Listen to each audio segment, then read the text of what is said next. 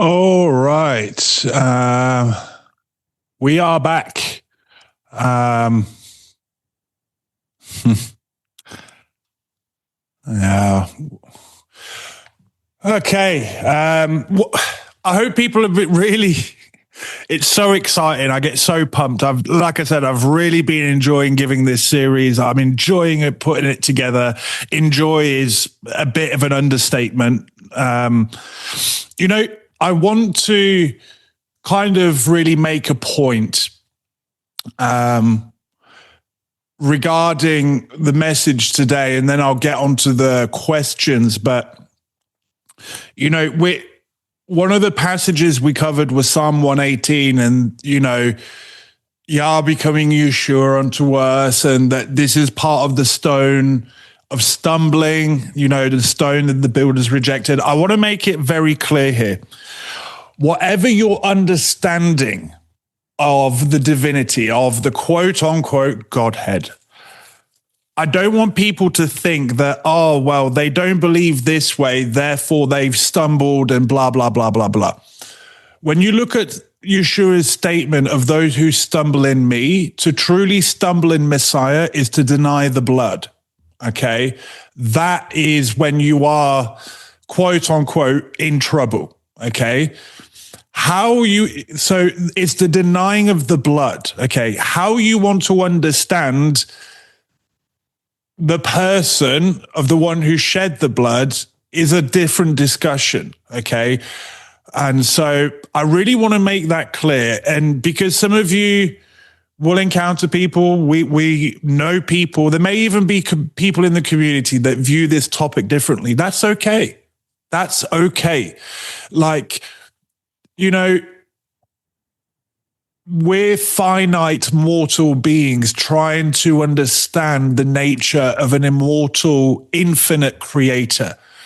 The way I say, he's given us a way. Hey guys, I know you can't understand me. Let me help you out. Let me give you something that you can start to wrap your head around. How people want to understand the mechanics of it, fine. The true stumbling comes in the denial of the blood. And I want to make that very clear, because there will be people that do not deny the blood and they just understand it differently. That's okay. Okay. Does that make sense, everyone? Because this is not a point of pride or condemnation. There's got to be a clear distinction, because I know people that sit on various sides of the fence on this, but the key is the blood. What is the atoning sacrifice? When we start playing with that, then we get into trouble. Trying to understand an infinite creator, it's hard work. Your brain will melt, but hopefully I think understanding the message today actually makes it quite simple. Actually, the mechanics of it, it's quite crazy, but in its simplicity, it's actually quite simple, really. You can explain it to a child,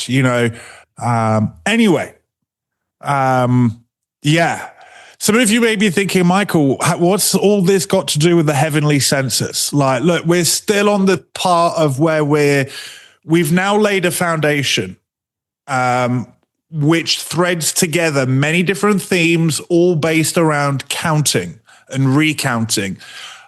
This proclamation of good news that was to go forth. Next week, we're going to see how the writers of the Brit pulled all these themes together into one cohesive thought. Because once you understand that Messiah had to take on the seed of men for redemption, this then gets into those that are written in the register of the house of Israel, those that are inscribed.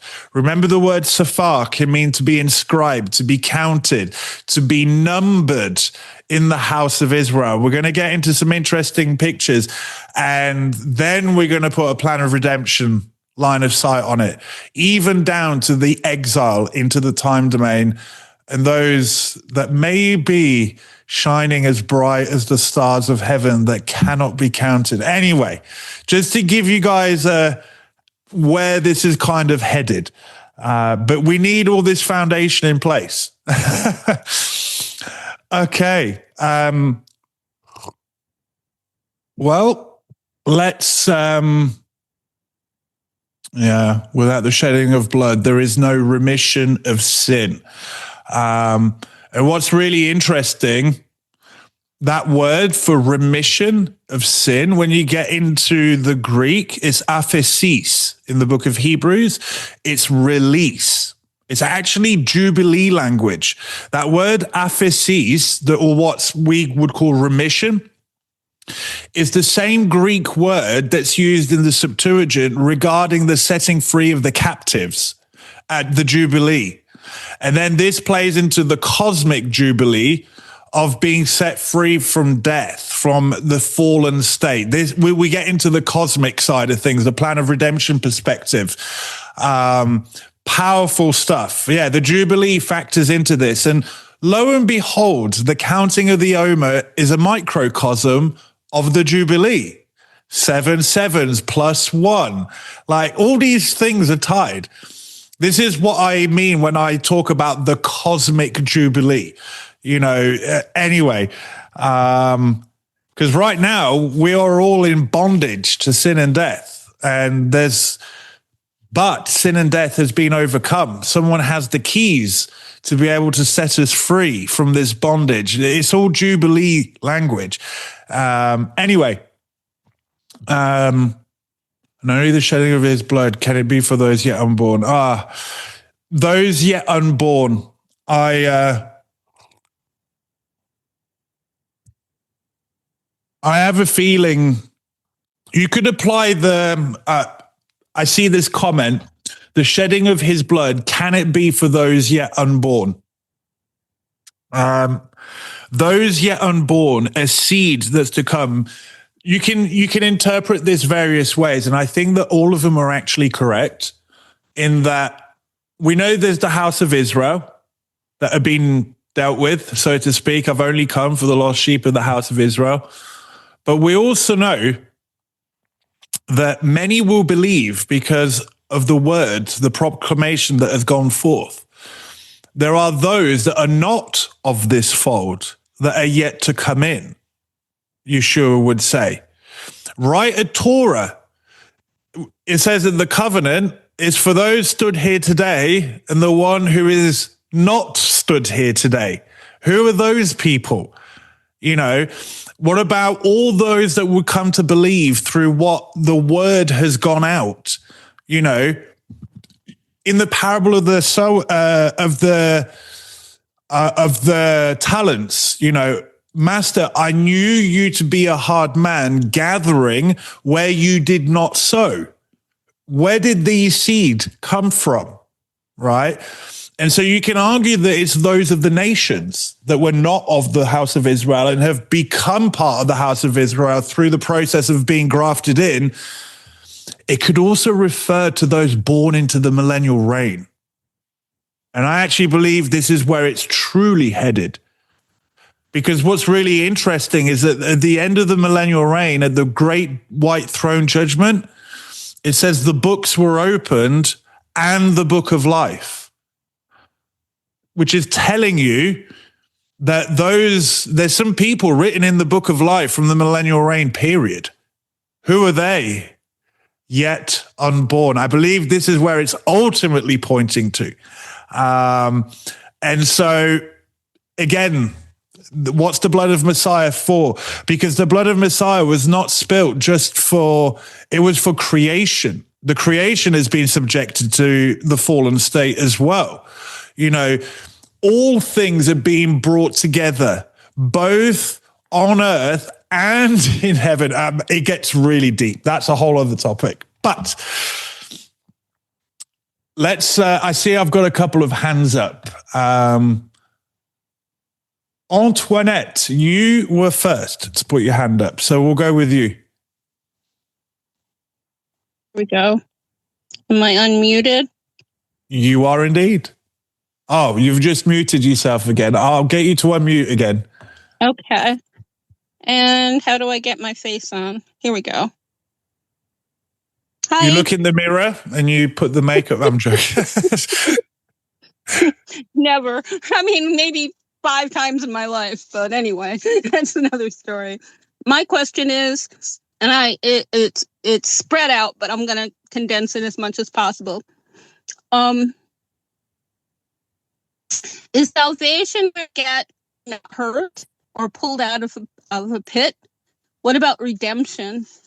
Is it like a feeling of where we fall short? I kind of want to know the difference between salvation and redemption. Is there a difference, or can they be used interchangeably? Okay, no, it's a great question. I would argue that they're both speaking of the same thing. Salvation has this theological implication. It's almost this really fancy word, and we recreate the meaning of it according to our denominational mindset. And the Hebrew is specific of being set free from something, being delivered, hence deliverance. So the question to then ask is, what are we being set free from? Right?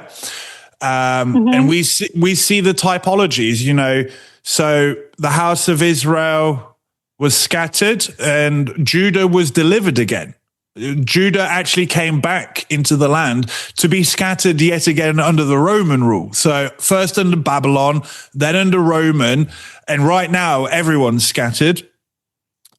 So you can argue that they were delivered, because the word deliverance can be used in terms of being delivered from your physical captors. But when you're looking at it from a plan of redemption perspective, what are we really being set free from? What are we being delivered from? Paul, and I'll get into this next week, says that the wages of sin is death. We're currently in bondage to sin and death. We must all die. If it wasn't for the work of Messiah, we would remain dead. Now, so how are we being delivered from sin and death? Enter in being redeemed. Okay, being redeemed from sin and death. Redemption is how we are delivered from death. And then there's an understanding of what redemption actually is. And so I will give you a heads up for next week, but in the Hebrew, the word redeemer is the word goel, okay? The goel so there were 2 functions of the goel, of the redeemer. We have the kinsman redeemer. And so let's say your cousin sold himself into debt and slavery, and he couldn't get himself back out of it. Well, the Torah prescribes parameters by which a family member can redeem that family member. And the way they do it is by paying down the debt and liberating them from that slavery, from that servitude. That's function number 1, the kinsman redeemer. Function number 2 is the revenger of blood. Now, in English, we have 2 separate words. In the Hebrew, you have the goel, which is the kinsman redeemer, and then you have the goel hadam. Dam means blood, the goel of blood. It's actually the redeemer of blood, but it's to do with vengeance. If someone murdered your cousin, in this instance, and you were the nearest kinsman, you were allowed, under certain rules of Torah, to revenge yourself of that blood that was spilled, okay? And so you bring vengeance on. And so now this title of Redeemer, Goel, is being applied to Messiah. And we see Messiah fulfilling both functions. He redeems us from that which we're in bondage to, i.e. sin and death. Well, how does he do that? He pays down the debt. Right? And this is where it's really interesting, because death is the wages of sin. We are all doomed to die because we've sinned. Messiah did not sin, yet he was murdered. By Torah, life is owed to him.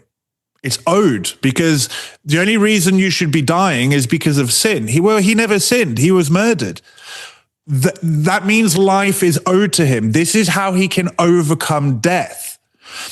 Now, according to the laws of redemption, he's our brother. He took on our seed. And I'll get into that next week, which allows him to pay down our debt. It's amazing. Here's the thing, though. Yah says, I will revenge myself on the people that have done what they've done to you. Well, the Torah gives clear prescription as to who can revenge who.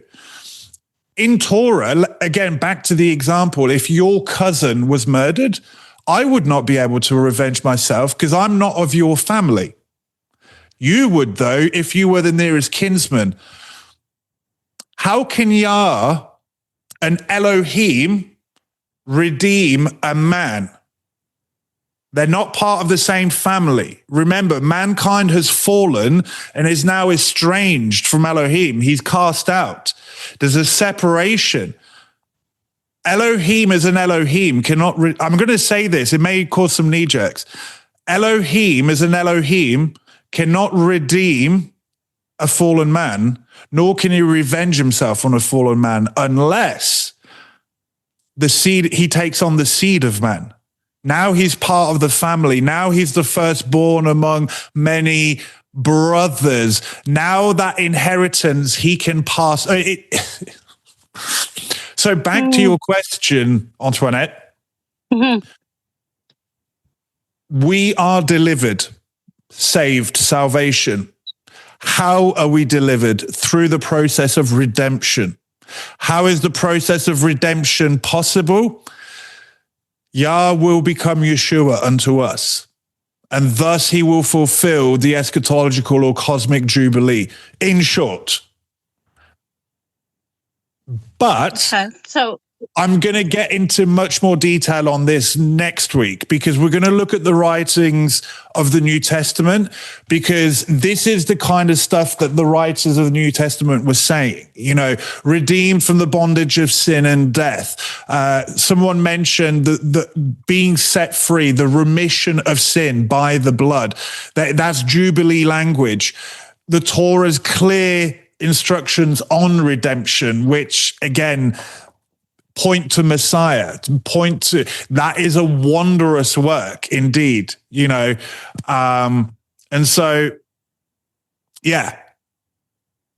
Okay, I got a second question that sort of flushes in with that. Life is in the blood. He, during that marriage contract beginning, he gave us the wine as his blood. Do we now have, because of that, a sinless blood in us? Does that make sense? Am I making sense? Yeah, I know what you're trying to get at.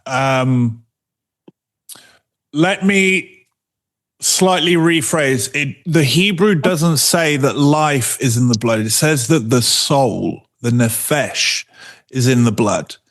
And we saw today in Isaiah 53 that the suffering servant, when he would make his soul an offering for guilt, right, then he will be exalted, then he will make intercession for many, then he will bear their iniquities and so forth, typifying actually the two goats of Yom Kippur, because one bore the sin, but one bore the sin and was cast out. The other one was offered up. And so to your question, do we have sinless blood? The immediate answer is no, not yet. We're still in a fallen state. But when we understand that life is in the blood, that the soul is in the blood, here's where it gets interesting. We're a three-part being. There's spirit, there's soul, and there's body. I don't know about you, but I know my soul is filthy. I know that. I know my physical body is aging and dying. So, okay, I see the effect of sin and death in my aging body. but I also see the effect of the fall at the soul level. My heart is desperately sick and wicked. Who can know it? The spirit is something altogether different. That's the piece of Elohim in us that almost gives us life. But that means that our hearts, our souls are actually subject to that fallen state. Here's the beauty of it. Yeshua sinned not. His heart was pure. His soul was pure. And when you understand, again, David makes a really interesting statement. Who does redeem my soul from the pit? The cost of redemption, I'm paraphrasing now, he says, it's very high. And he's basically saying the cost is so high. Who can do it? Who can do it? Well, this goes back to why Yeshua couldn't sin. Had he sinned, he would not have been able to redeem, because to be able to redeem, you need to be in a greater position, so to speak. And so, but because he did not sin, because his soul was not tainted by sin, that's why he can give it as an offering. Remember, when you gave an offering, it had to be without blemish. Well, Isaiah 53 says that he's making his soul, his nefesh, an offering. That means it couldn't be without blemish to be acceptable. And so it's through that mechanism that we can be set free, going back to being delivered from bondage through redemption. When we're resurrected, okay, now we've got a different set of parameters. But right now, I'm afraid that we're sinners. And we'll be sinners until we're resurrected, and so, but he was sinless. And this is the great mystery. Like, I find it crazy that Yeshua was still subject to the fallen state. He would have felt the pull of temptation, but he didn't succumb to it. There's the difference. And I believe this is why, this actually proves why I hate using the phraseology of the Immaculate Conception, because we know that Yeshua, Mary, she conceived by the power of the Ruach. It's almost like Yeshua didn't inherit something that we do from our Father. It is very interesting. Like, is this part of the mechanism that would have allowed him to not? Anyway, whole other topic. But to answer your question, no, our souls, our blood, so to speak, is very much still in a fallen state. This is why we need to be redeemed, thus delivered. And Yeshua is the means by which we are delivered and redeemed. Now, the lifted out state, the unfallen state, the forever state, that does not start with the 1,000-year reign. That starts after the 1,000-year reign. Well, we know that we know those resurrected at the start of the 1,000 years will have a glorified body. Okay. We will be like him when he was resurrected in that sense. What comes after the 1,000 years? Like, I don't know. It's going to, like, no man has heard or imagined or can even imagine what's coming, right? But there does seem to be that in the millennial reign, there will be those that have been resurrected to a glorified state. But we also know that there will be a mortal seed pool, those that are still fallen. And that's a whole other thing that we've covered in other teachings. Yes. I was just trying to figure out when this blood comes into play. Does it come into play at the 1,000 beginning or the 1,000? You said we have a resurrected body, a glorified body. Is that glorified to the point of now we have the sinless nature in our soul with his blood? Going back to his blood thing and the redemption and the salvation. I mean, to me, they all kind of go in the same. Yeah, what's really interesting I'm going to go. I'm going to finish with this with a bit of a tangent. Okay. Okay. But that relates very much to your question. Two things. Just because you're in a glorified state does not mean you don't have the free will to sin. This really rattles with some people's ideas or theology because it's like, well, I'm glorified, therefore I can't sin. Tell that to the angels, right? Mm-hmm. Okay. Tell that to the angels. Tell that to the adversary himself. He was the fifth cherubim, as per Ezekiel, and pride was found in him, and yet he was glorified. Because you have to understand that with free will comes the propensity for sin, no matter what state you're in. So what is the difference between the glorified state and the fallen state? Well, because we're fallen, think of it this way, we're actually far more prone to sin. Think of because it says in the Hebrew that essentially being fallen means we're crooked, we're bent out of shape. And so we feel these things of lust, of the flesh, the carnal nature. Like we're way more prone to the effects of the fall and sin because of the fact we're fallen. When you're a glorified being, this is my personal thoughts now, I don't believe you're going to feel that pull nowhere near as much. Okay. Which is why transgression at the glorified level is dealt with way more harshly than it is at the fallen. Why is it that Hasatan was like, right, you're done. Your days are numbered. At the end of it, lake of fire. Because he chose to sin from a glorified position. We're committing sin from a fallen position. Like there's a different level of accountability. It doesn't excuse it, but the accountability is different. The reason I say this is because some of you may know that I went on a 40-day fast back in 2019, and I experienced a really interesting, what I believe is a physical shadow picture of, dare I say it, the glorified state. When I was deep into my fast, like I lost certain desires. I lost all sexual desire was one of the symptoms of my fast, especially from days 25, 30 onwards, right? And what was really interesting, I remember having this moment in a shop, and I saw a beautiful woman, but I noticed that there was a complete absence of the flesh.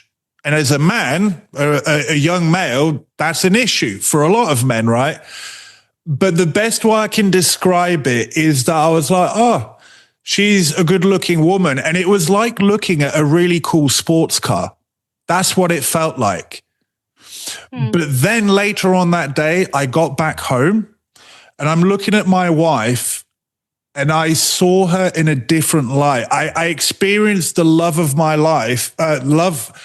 wife from a very, like it was almost, dare I say it, from a pure viewpoint. There wasn't any fleshly sexual connotation attached to it. It was like I loved her at the soul level, and I saw her beauty physically, but especially at the soul level. That, like, when you're that much into a fast, things like sexual desire are non-existent. Like, it wasn't even a thought. And it made me realize that because we're in a fallen state, there is so much that our flesh and fallen state affects regarding how we see and perceive things that we're not aware of. Like, it's happening almost subconsciously because of the state we're in. And I was so deep into a fast that desire, that physical, carnal desire part had been completely removed. Like, it wasn't even that it was gone. It was gone. I experienced appreciation and love at a whole other level. And I realized, my goodness, that's a typology of the glorified state. where you're not subject to the fallen state. I just got to experience a tiny microcosm of it because I was still in a fallen state, right? I was still messy Michael, if you want to call it that. But that aspect had been taken by virtue of the fast. And that helped me understand why it says that in heaven, you will not be given in marriage. You will be just as the angels. People see that as they're losing something. Let me tell you, you're not losing anything. You're gaining something far greater. Because I can still remember looking at my wife and going, my goodness, I loved her that moment. I've loved her in the purest form I could ever love her. And it was far greater than anything the typology of, say, the flesh, sexual intimacy can offer. Like this was deep calls unto deep. First point. This is why I believe sin at the unfallen level is dealt with so harshly. So harshly. There's no excuse. There is actually no excuse. We have an excuse.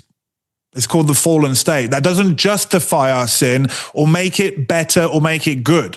But the accountability is different, right? And so in the glorified state, my personal belief is that, yes, we'll still have free will. But why would we choose to sin when we know far better, especially when we still have memory of what it was like to be fallen?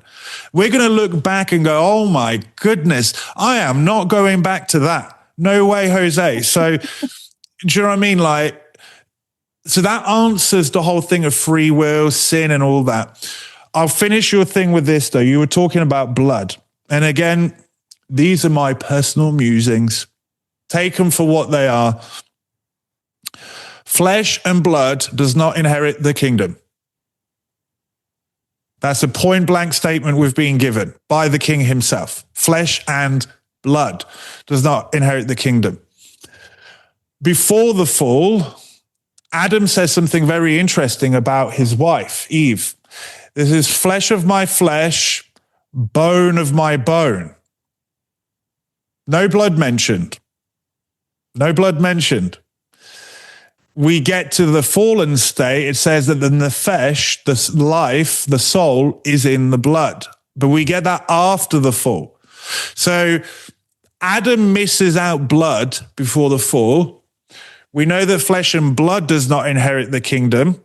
Yeshua, when he's in his glorified state, says, touch me. What does he say? I am flesh and bone. He's actually pointing back to a state prior to the fall. And people will say, well, what about the flesh then? It's like, it's flesh and blood together. Notice that it's flesh and blood together that don't inherit the kingdom. It doesn't say anything about flesh and bone.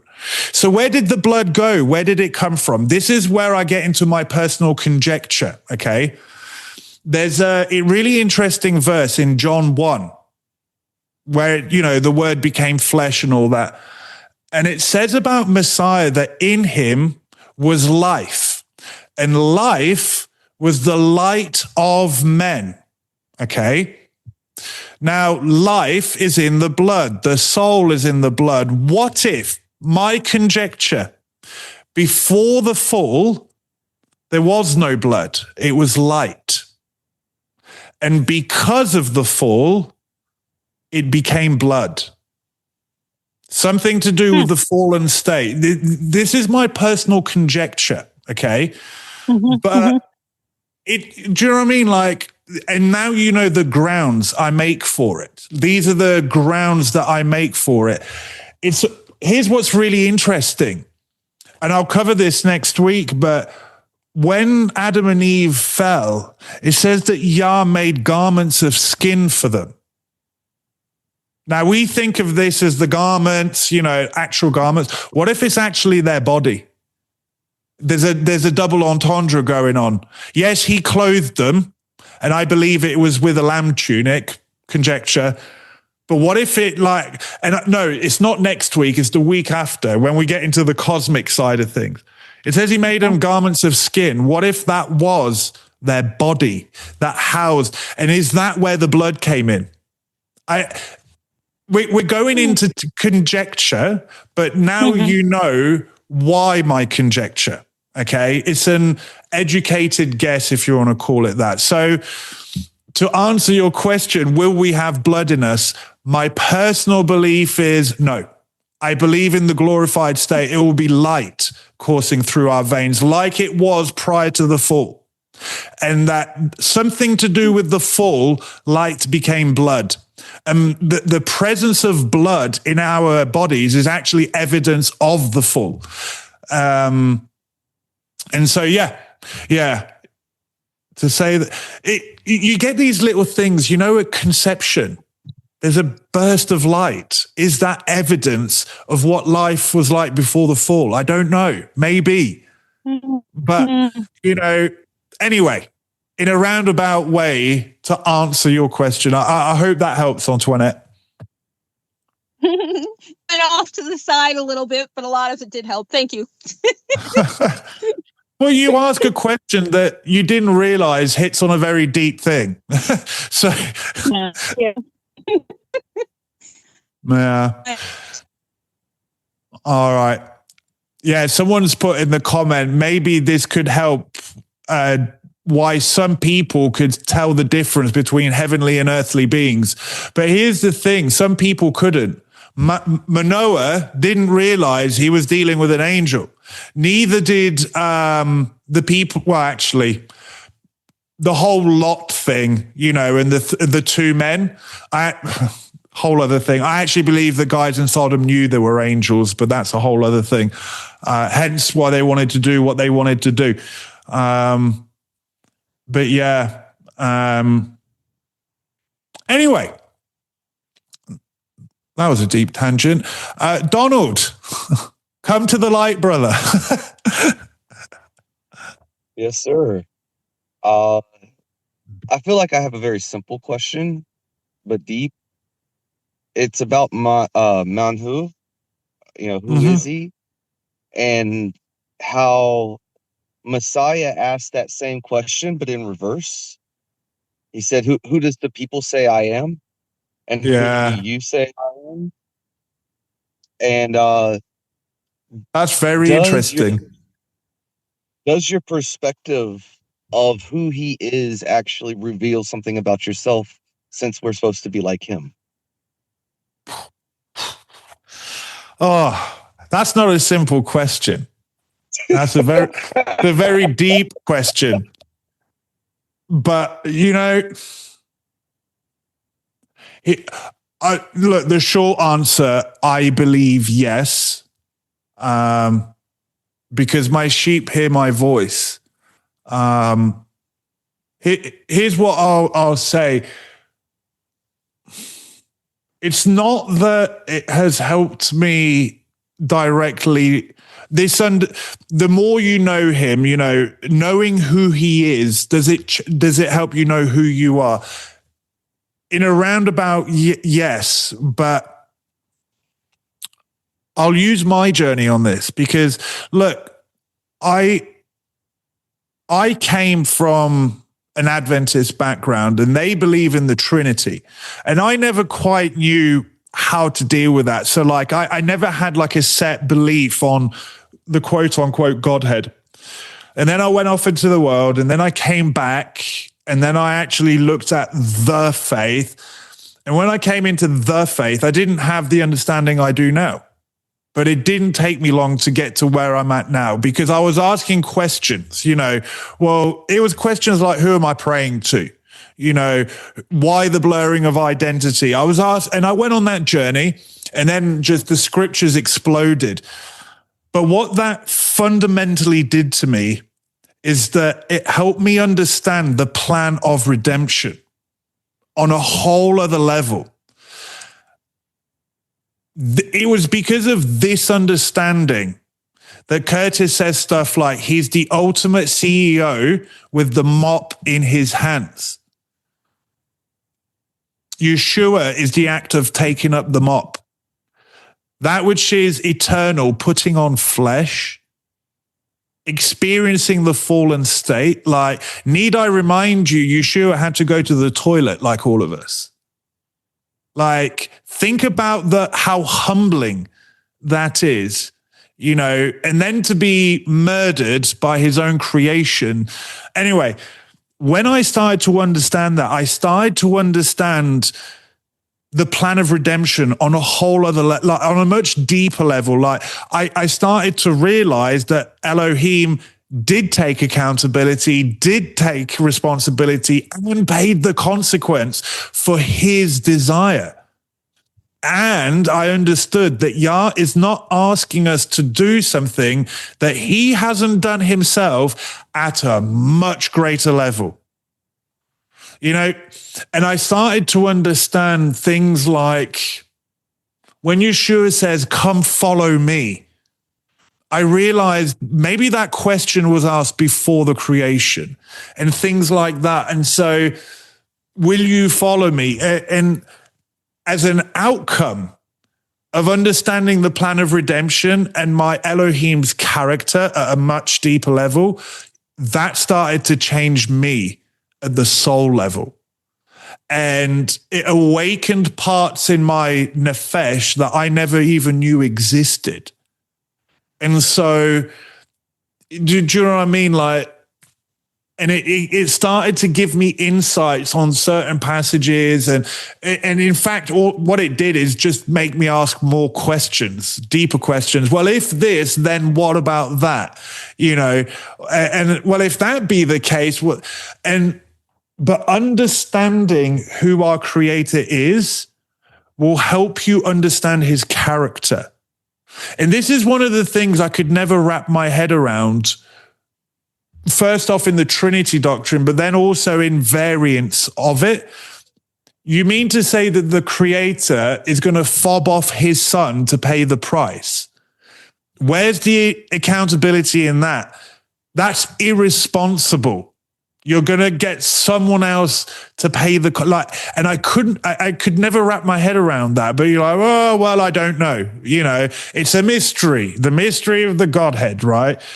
And then I got to the point I realized there is no such thing as the Godhead. That word is an insertion by man into your scripture. The Hebrews didn't have that concept.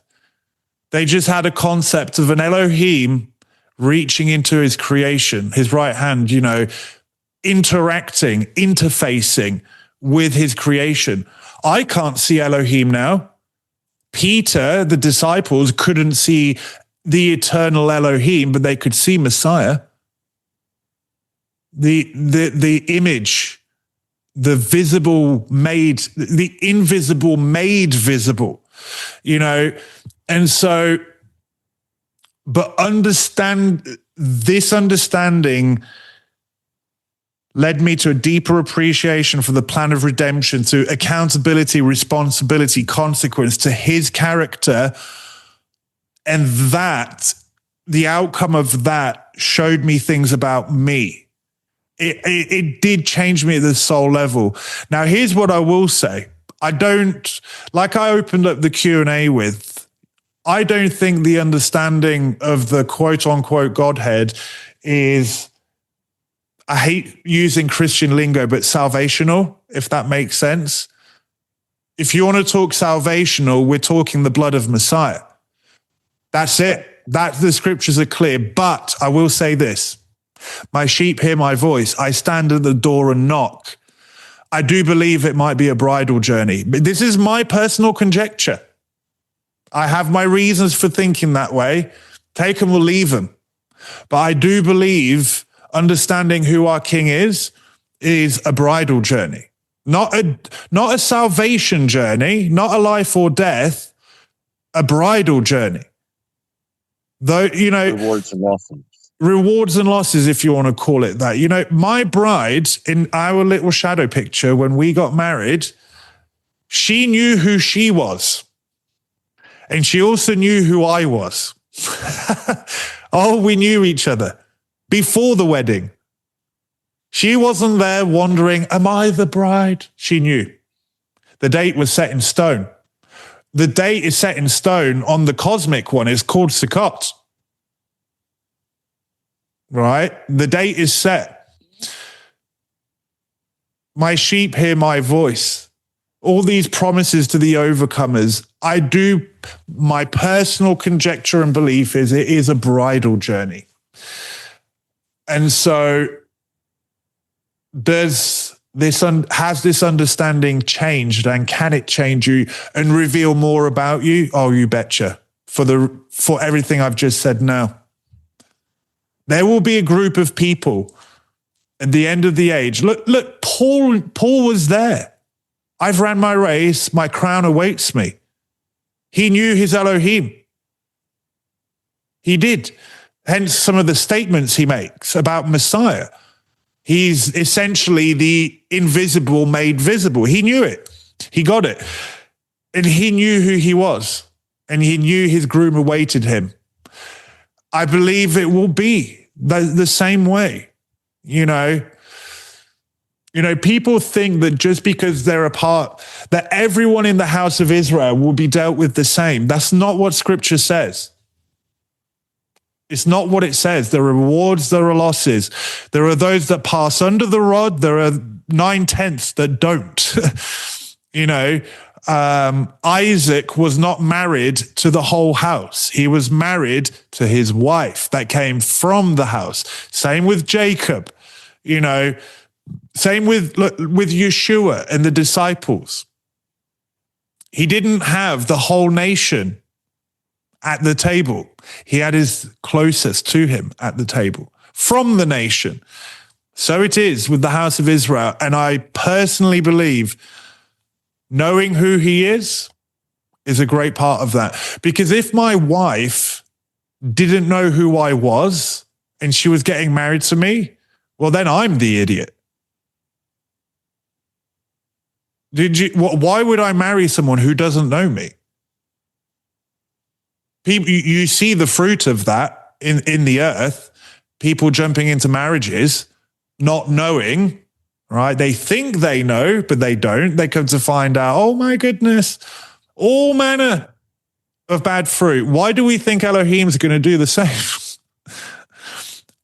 So to answer your point, I don't believe understanding who he is a matter of eternal life or death. Far from it.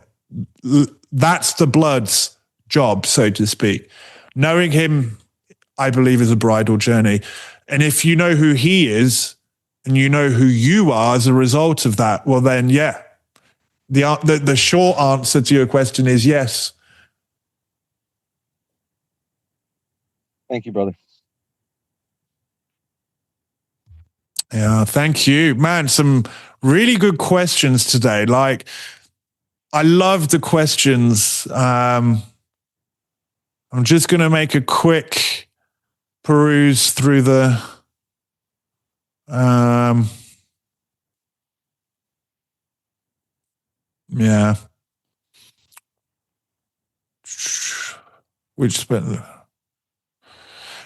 I'm going to finish on this. Deuteronomy and Ezekiel, the fathers cannot be put to death for the sins of the children, and vice versa. That kind of tells you the Trinity doctrine doesn't work right there. And so I'll finish with this. What do we then do with the verbiage of father and son? What do we do with it? Because it's all over, right? What do we do with it? The answer is actually quite simple, but again, we see these shadow pictures as blueprints, like schematic diagrams, and it must be so, and it's like, well, it doesn't follow the schematic diagram of father and son. Here's the thing. It says that we are sons of Elohim. It says that we are actually sons of Messiah as well. But yet Messiah will have a bride. How can you be both a son and a bride? It doesn't make sense. But you can be. The scripture says so. Yah speaks of having children. He speaks of having a bride. Like you read it in the prophets, I raised you up from birth, from the womb. And I shook off all the dust from you, and I wiped all the blood off you, and I put garments on you, and I watched you grow up into a fine young maiden. And then I married you, and then you played the harlot, and then I had to divorce you, and then I had to scatter you. Why do we get so caught up on the schematic of these shadow pictures? What do shadow pictures do? They help us understand a weightier matter. Like we've been given the analogy of husband and wife, right? That's to help you understand your Elohim. You've also been given the shadow picture of children. Well, that's to help you understand your Elohim as well. I have the joy of experiencing both, right? And both of those have taught me different characteristics of the same Elohim. My relationship to him, though, hasn't changed, if that makes sense. And so, do you honestly think that, like again, the shadow picture of husband and wife is with one woman? Go read your scriptures. There's not just going to be one person called the bride of Messiah. Oh no, the schematic diagram is broken. What's it trying to teach you? Intimacy that is above just brother, sister. So what do we do with father-son analogy? He came forth from heaven. It's literally that simple. He came forth from heaven. He came and interacted with his creation. This answers all the questions of, well, why does Yeshua say the Father is greater than I? Well, obviously, Yeshua came as a man. Elohim in his totality is greater. It says in Hebrews, he had to be made lower than the angels. Yeshua was beneath the angels. Well, of course, the Father's greater than him. It doesn't change that he's the suffering servant. He's Yah that became Yeshua. It doesn't change that. But he came forth, and so, let me phrase it this way. Adam, it says that Adam was the son of Elohim. Last time I checked, Yah didn't have some kind of divine sex with a divine woman and she popped out Adam. Because that's what the shadow picture shows you, right? Why was Adam the son of Elohim? Because Yah formed him. He came forth from Elohim. By the way, this is another reason that Adam's a typology of Messiah, because they both came forth from Elohim. Do you know what I mean? We get caught up on the shadow picture, on the schematic, that it has to be an exact representation. Is teaching you a principle, a way deeper principle. We know the bride of Messiah will consist of a government. Is Yeshua now cheating on everybody else in the government because he's with Peter or he's with Paul now? Do you see the folly of it? They're there to teach us principles. And this is why people get so bent out of shape on this whole father-son thing. What we're actually doing is that we're putting onto Elohim what we experience.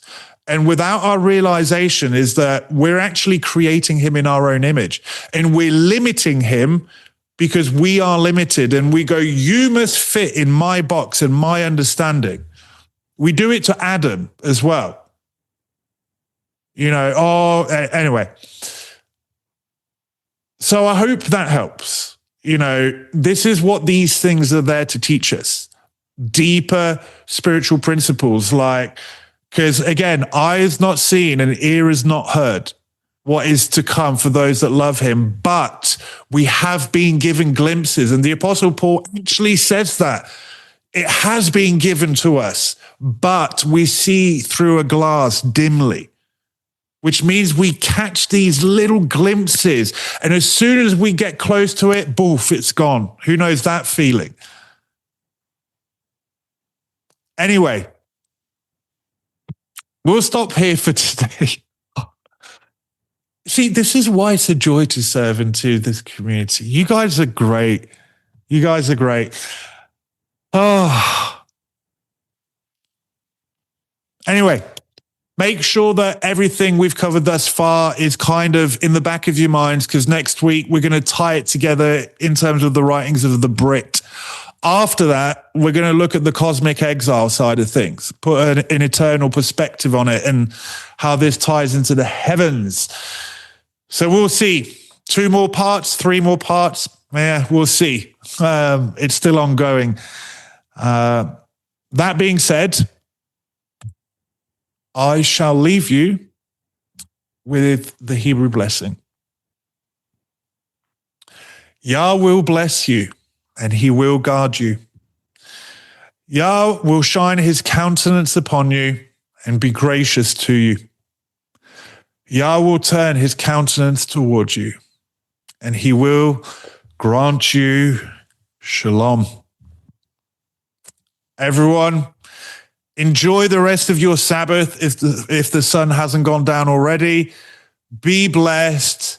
May your spirit rejoice when you really start to grasp the depth of this good news. May it give you hope. May it give you comfort. May it give you assuredness in what we have to go through in this difficult but temporary time. Amen. All right, everyone. Shabbat shalom.